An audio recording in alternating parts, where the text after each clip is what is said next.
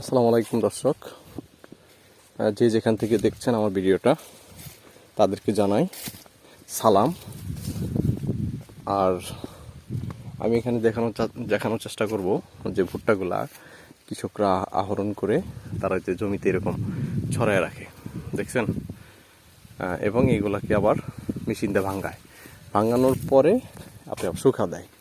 শুকা দেওয়ার পরে যারা এখান থেকে কৃষকের কাছ থেকে নেয়, বিভিন্ন রকমের ব্যাপারী আছে, তারা এখান থেকে কালেকশন করে। এই যে দর্শক, এখানে ভুট্টাগুলো দেখাচ্ছি। ভুট্টাগুলো কত পোক্ত হয়েছে দেখেন, ভুট্টার দানা কত সুন্দর, ঝকঝকে চকচকে পোক্ত দানা।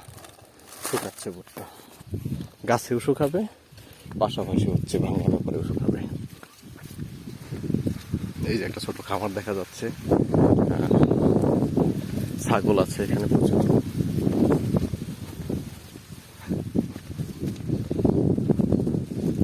ভুট্টা আর ভুট্টা।